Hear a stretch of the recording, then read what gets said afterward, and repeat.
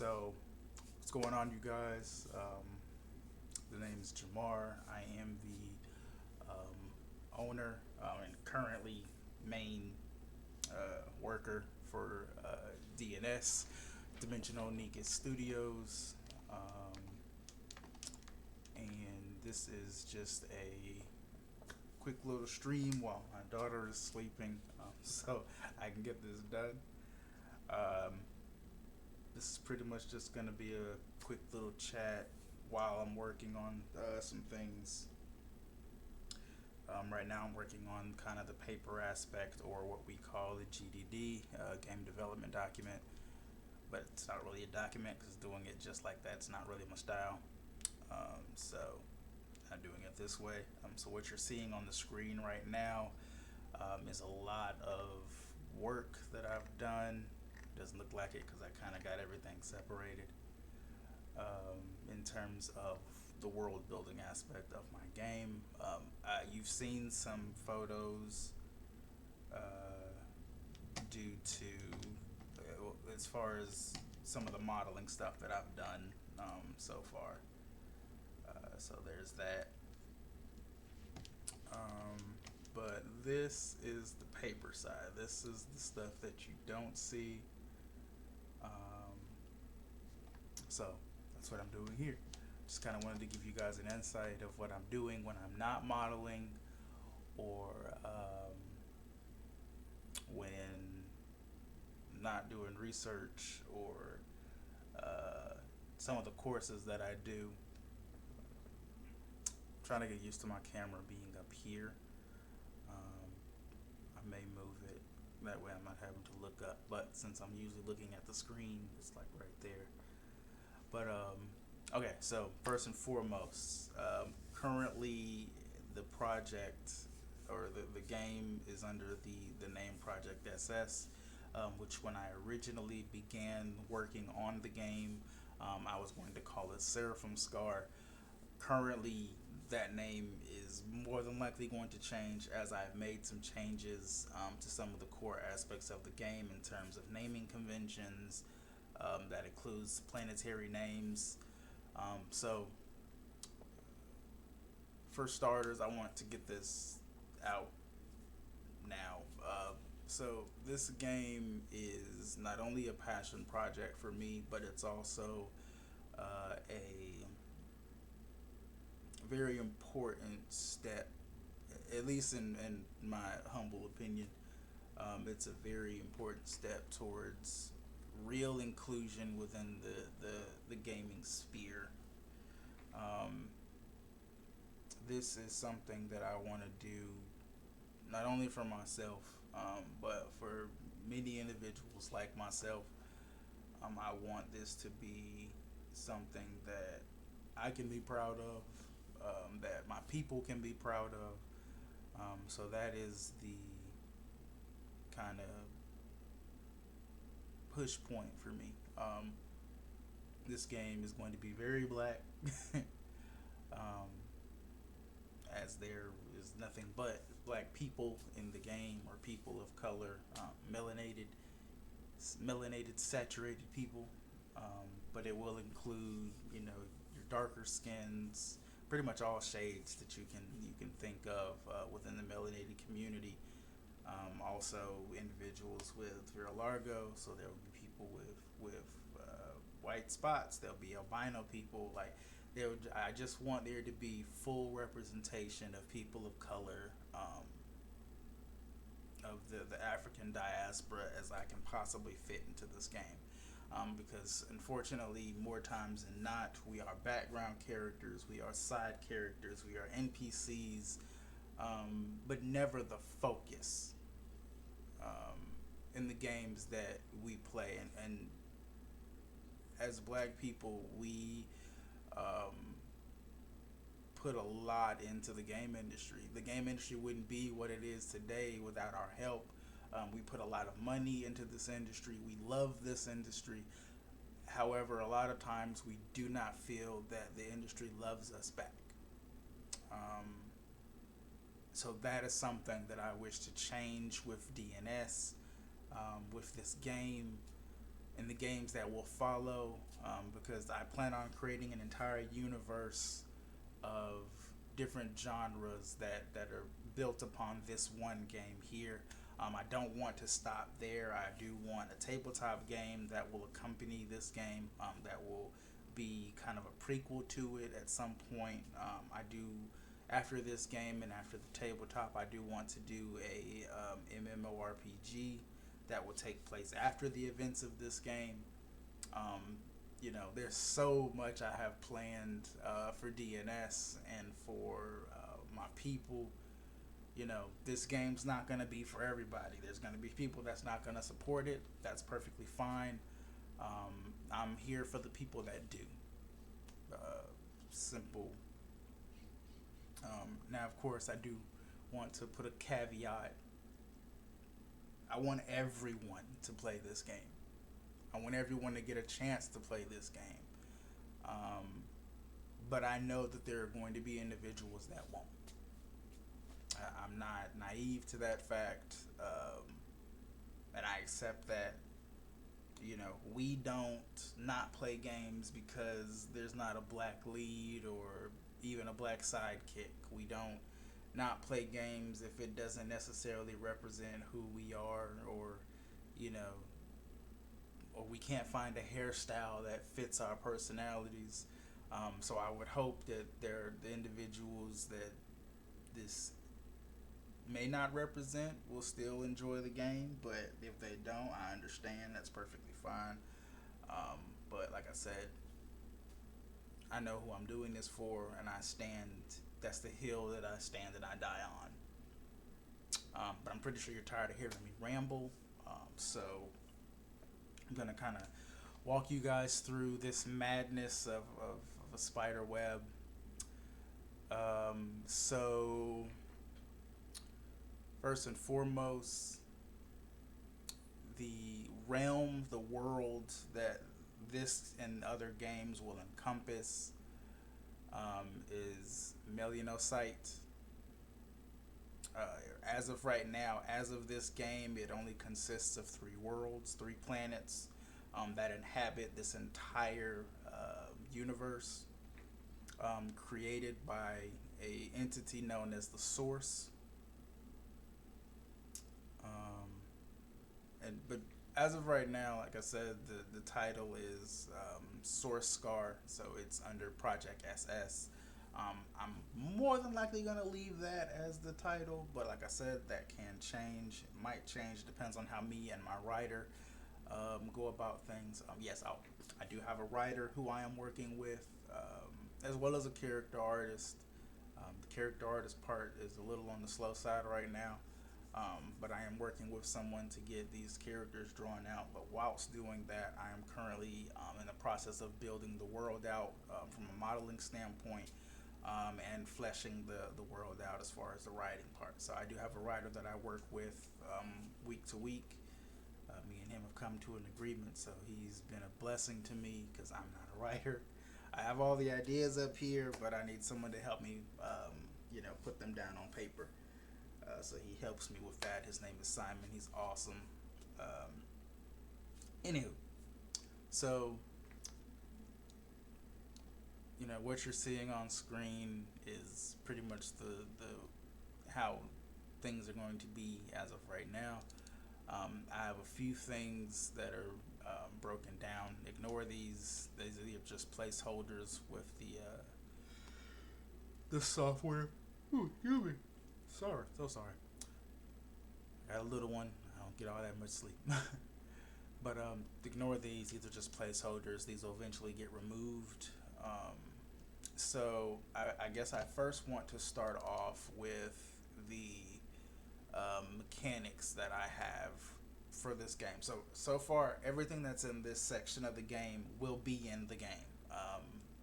I'll work out everything as I go, because I'm also still learning a lot of this stuff as I'm working, and hopefully within the next year or two, I'll be able to hire some people. Once me and my family relocate and we move, I can kind of start moving a little bit differently, but right now it's just me. So So these are going to be the core game mechanics that will pretty much make this game. Um, I do plan on having it be a co-op, as there are a multitude of characters. Now, you do have the main character who, within the game, you will play with. Um, so when you start up, you'll play as the main character. And as you progress through the game, you will add on to your party. There's a total of five, as it stands right now, that will span the verse. So you'll meet these individuals as you progress through the game, whether it's on the planet you began on or the planet that you end on. Of course, by the time you get to the end game, you'll have your entirety. You'll have the entirety of your party. Now with the co-op mode, I'm hoping that you will be able to um, have up to five players co-oping with you at any given moment. So you should you choose to do so, you can play the game completely by yourself with computer AIs running the other characters, but you are going to be able to play with multiple people as you progress. Now that does mean that you can't play with characters you don't have. So that is to be kept in mind. And then of course, the main campaign, like I said, will be single player. You can play it single player. I will probably have it to where you can turn off and on this setting. So if you want to play completely single player, you can. Now, of course, like I mentioned, you'll gather your characters as you go. So the beginning of the game will be completely solo. You will not gain access to co-op until you've gathered at least two of the other players, and at that point, you will have achieved what's needed to be done to activate the co-op feature. I have not decided whether or not I'm going to allow couch co-op. Now, with that, if I do decide to do that, how that would work is it would be two people, mainly just because of screen real estate. Although TVs are pretty big nowadays, so you probably could swing that. We'll see. But as of right now, if that is something that I do decide to do, it will be a two-person couch situation. And I will probably break up. There will probably be a system set into place where the players get to choose which characters they can cycle through. So they'll be able to kind of switch players based on what's necessary and kind of go from a strategic standpoint like that. Now, it brings me to the next thing. So, combat is going to be. I would like to have it be a kind of push button combat system. Now, that's going to be something that I think I want to do in terms of it changing between combat and just regular traversal, because this will be an open world. So I kind of want to kind of play with that, but I believe I want to have it be kind of a push button fighting system, and it'll break down based on what player you're playing with. If you're not the main character, and of course the controls will change when you're outside of combat. That way, I'd like to give people kind of. I want them to be able to enjoy it as if it's an RPG, even though it's more of a linear story. But at the same time, I understand that not everybody likes the turn-based system, which in this type of game I probably wouldn't either, because of course I am making a game that I would want to play. So combat system is going to be pretty much like that. You will be able to use physical weapons that you can craft. However, I'm still kind of trying to decide. Like, I don't want it to be like this big grindy thing as it pertains to weapons crafting. So I haven't quite decided, uh, you know, quite how I want to handle that. Like I said, I do want there to be some RPG aspects to it, but I don't want my players to have to grind relentlessly. Because I'm gonna have an MMORPG for that later. So this, I don't want to be a huge grindy mess.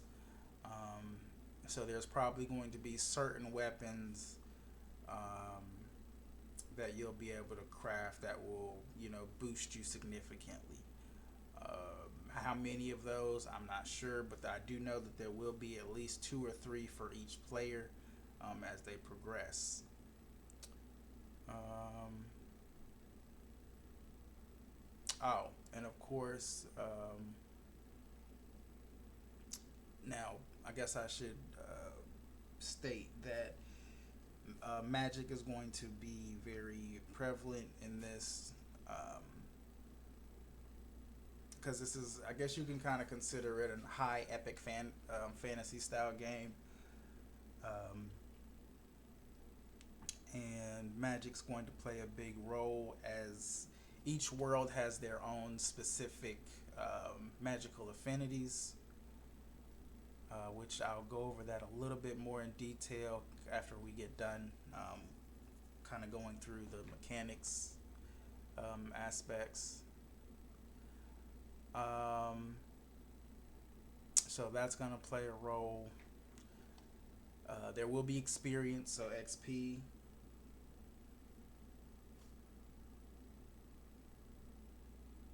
Oh, sorry about that. It's my brother. Okay, so XP is going to be a thing, and it will play a role in a few different aspects. So you will, um, oh, that's misspelled. Please excuse any grammatical errors. A lot of this stuff I'm doing have sleep sometimes because I work kind of late through the night.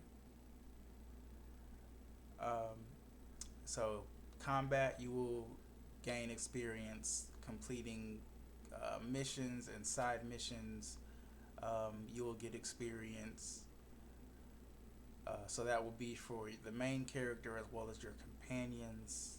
These points will increase your levels of the characters and certain events, the kingdom as well. And that brings me to the next mechanic, which is going to be set building or kingdom building, if you will. This is a semi-important aspect to the game, but it is completely optional. You can completely beat this game without this option. However, um, it would behoove you to not do that.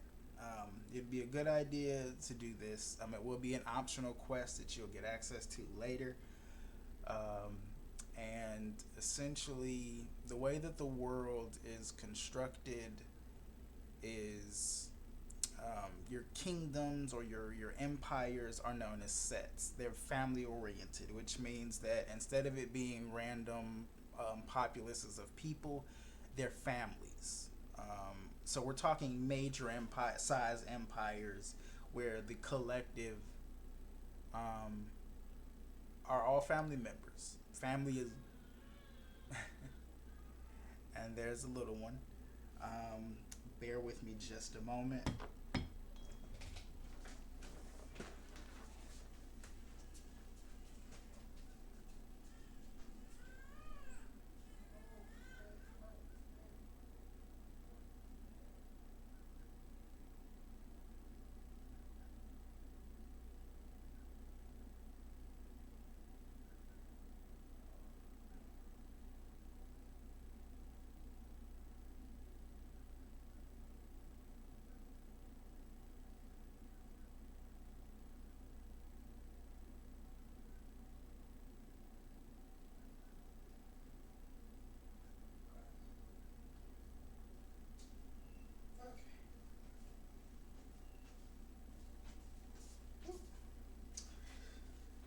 Sorry, folks. All right, I'm back.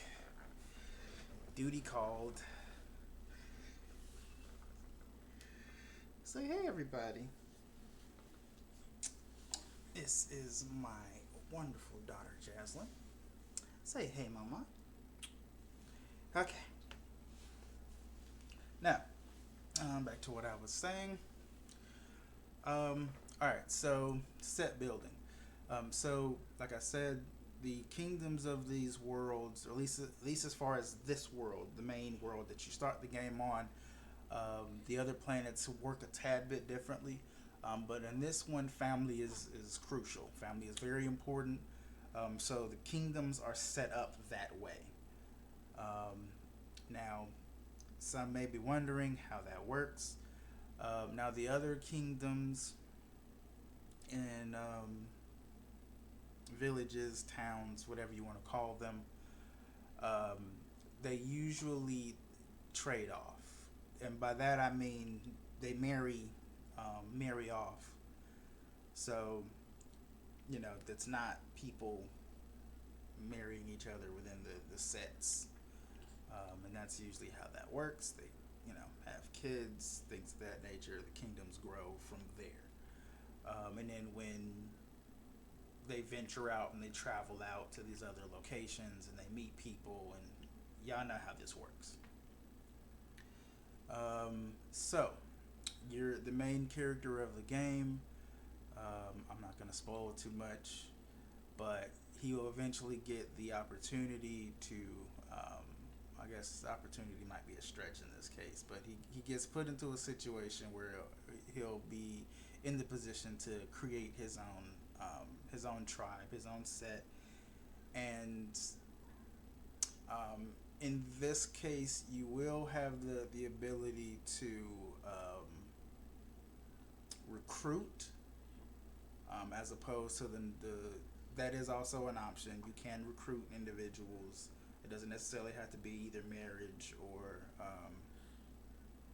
birth. You can recruit in certain instances, and then that individual takes on your set name, or your surname, if you will. So you'll have to meet certain milestones to get the option to do this, which will open up a quest that you'll have to partake in order to get the necessary things you'll need to be recognized. But I'll dive into that a little bit more later.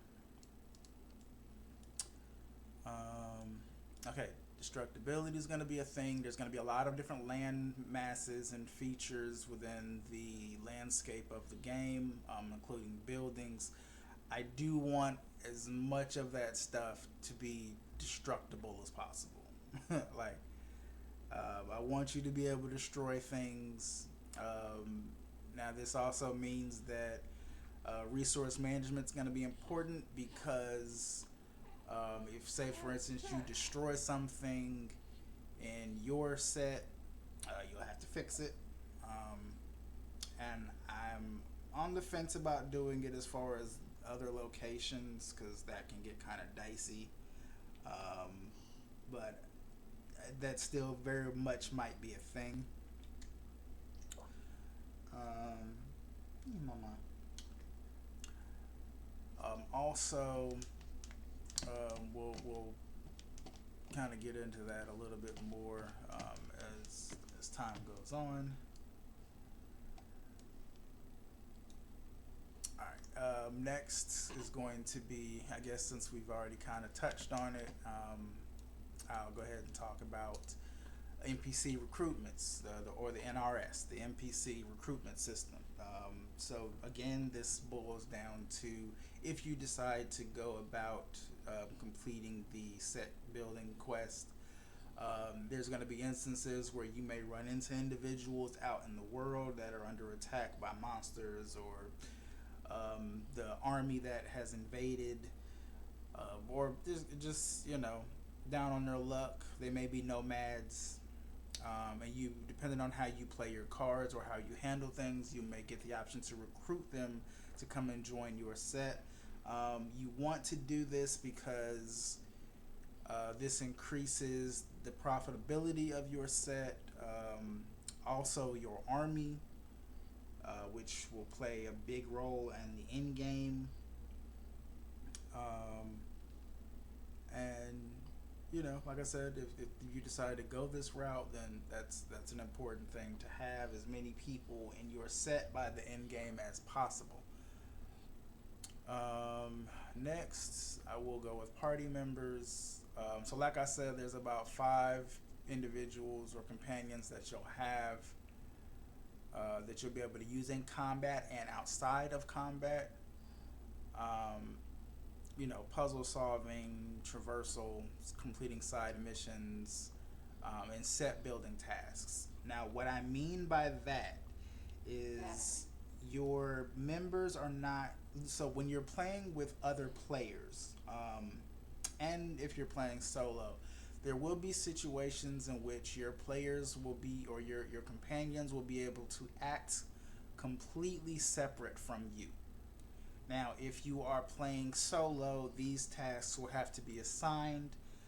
So, say you need resources. You don't need this particular character to complete this mission. You can send them off to go gather resources for the set. Or there may be missions that will be that will have components or different parts to it that needs to be completed before you can get to the end. If you're doing co-op, then your players can go off on their own to do those missions. Um, and then if you're doing solo, you will be able to assign characters to go and do these missions. Now, typically, now, and also, there's a possibility in this regard that I want to be able to have it where um, you don't, like, if you have to send them off, you don't know if they're going to succeed or if they're going to fail. And I do want there to be consequences in that regard, meaning you might have to put a hold on what you're doing to go help and rescue them. So I want that to be a mechanic in the game.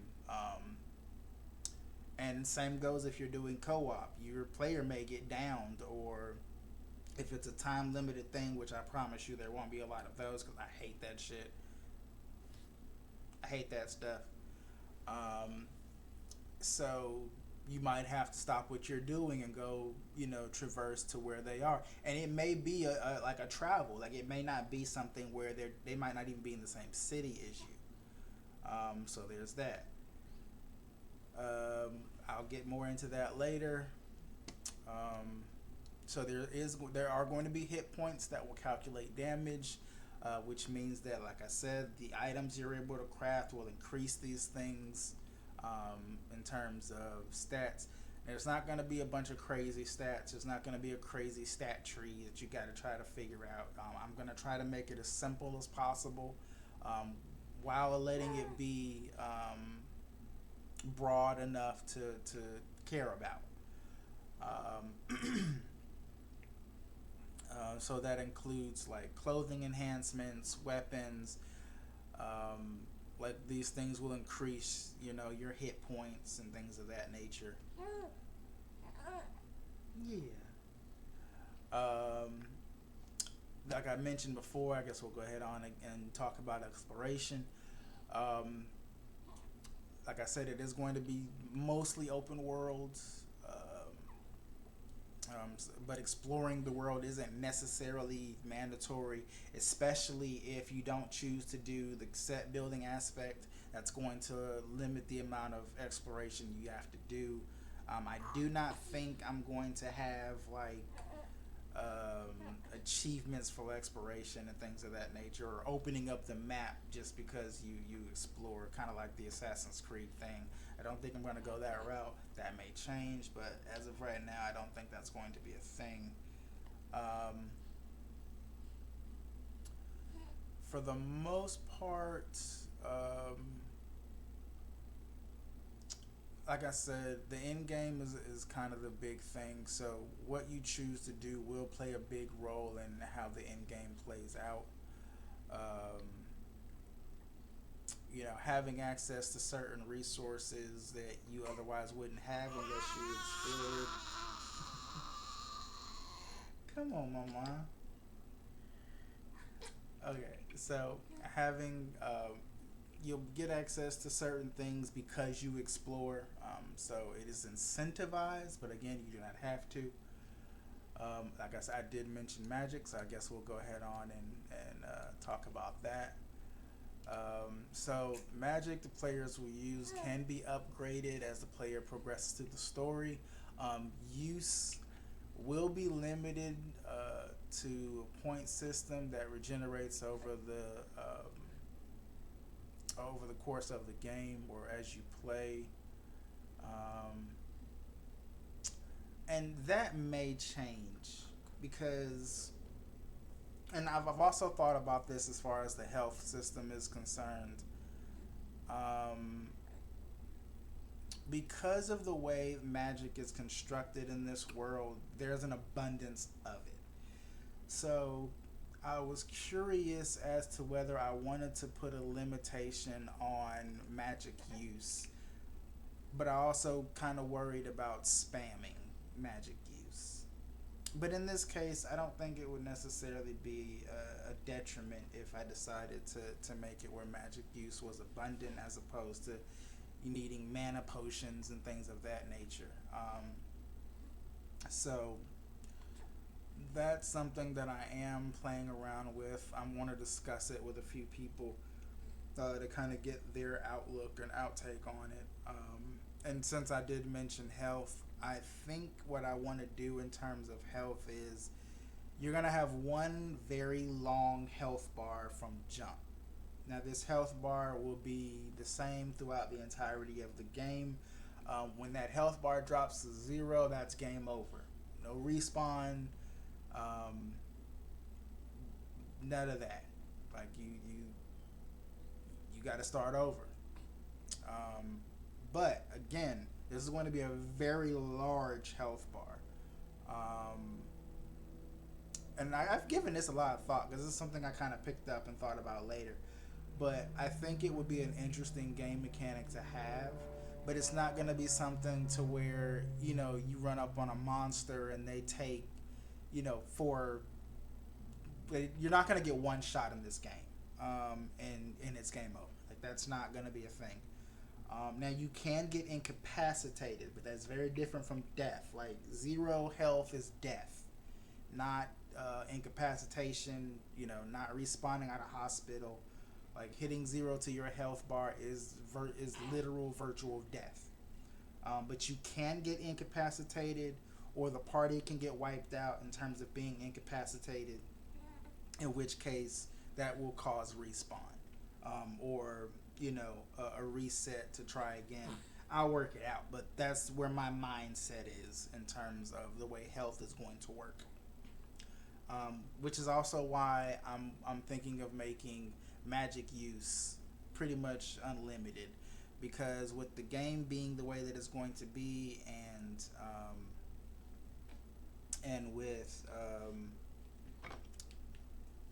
with health hitting zero being instant death, I think being able to use your magic to the best of your ability is going to be a vital point in that.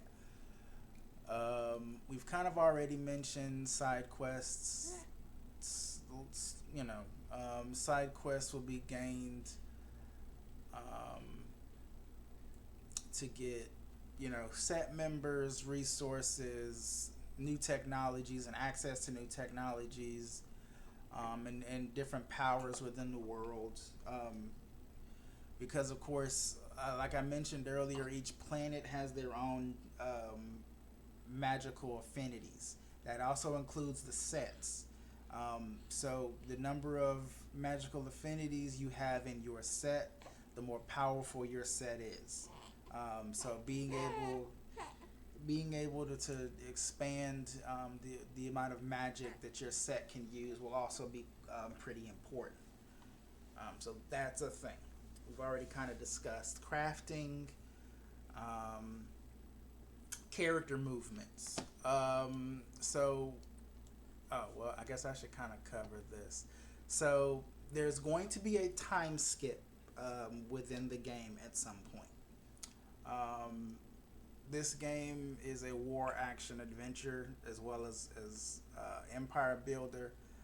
So this is going to take place over a good amount of time. Um, and for that, I think that a time skip is going to be necessary because this is a grand scale three planetary war. This isn't going to be a simple, town invasion. So I felt that this was going to be important. Um,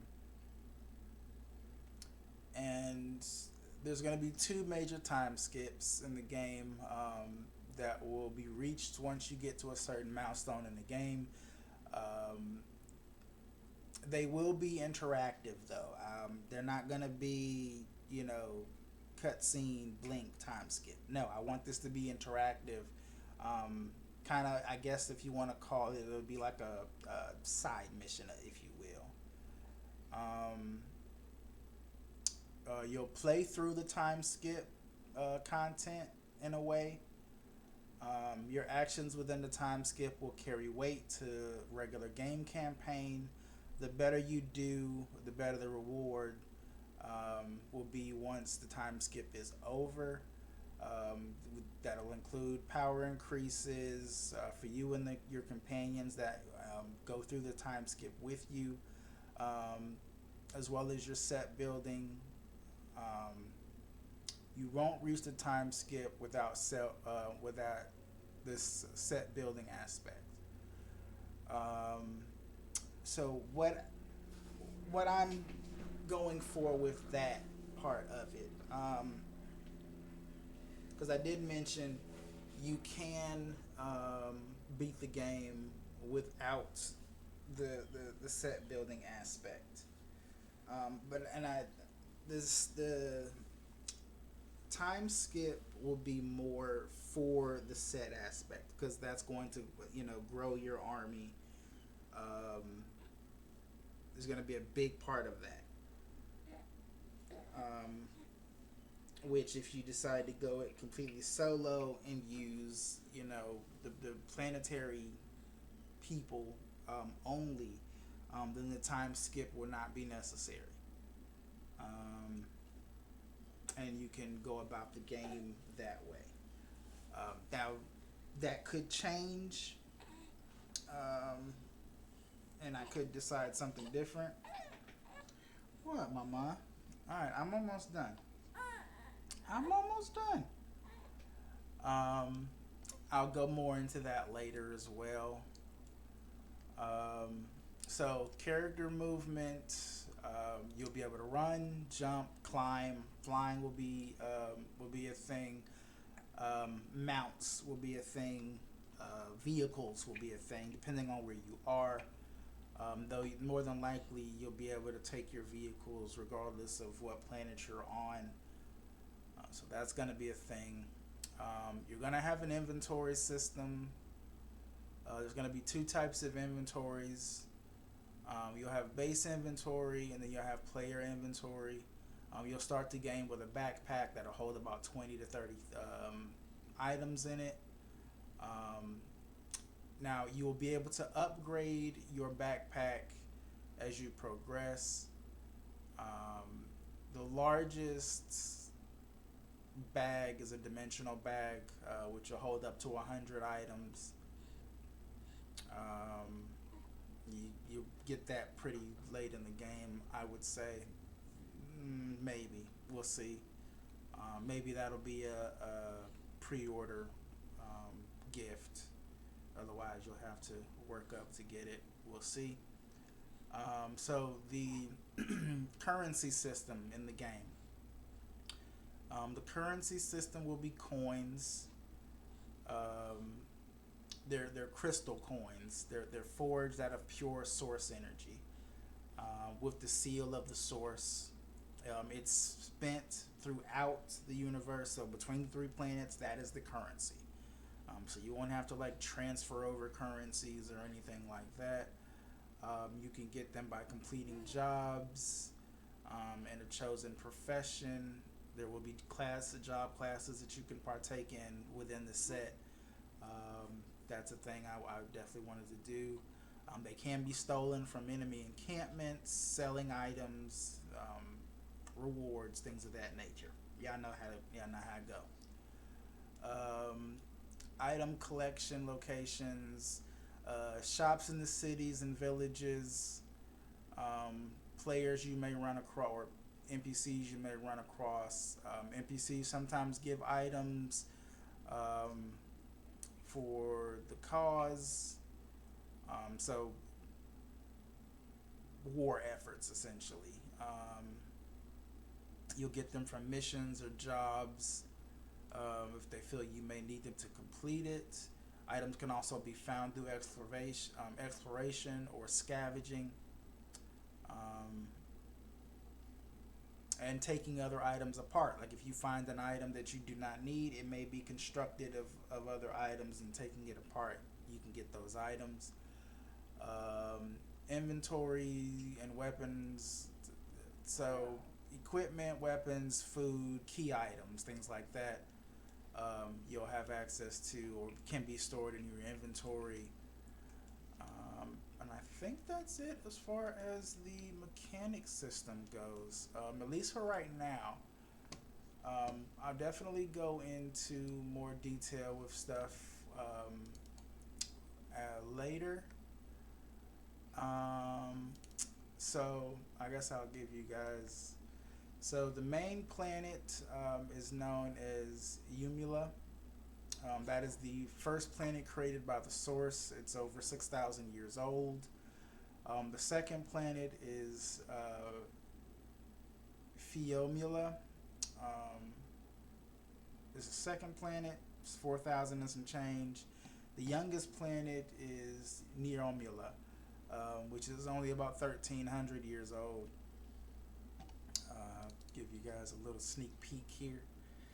Let me zoom in a little bit. Just give you a little sneak peek. So this is kind of what I've broken down for this planet. I do have a full map designed. I've even modeled out the landscape so far. Just kind of breaks down the society, the climate, type of transportation, the hierarchy, the way things work. So you have the Source, which is God, the Guardians, which are essentially the angels that the Source uses to not necessarily govern the universe, but guide. Okay. And then you have the Set Chiefs. Now the planet, as far as Umala goes, has a ruler. So there's one person that rules the entirety of the planet.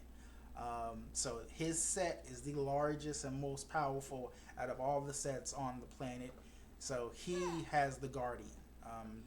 So he rules over the planet and then kind of delegates from the other sets. And they all kind of come to this individual, and then it breaks down from the different set chiefs. Every 5 years, there is a council that is formed.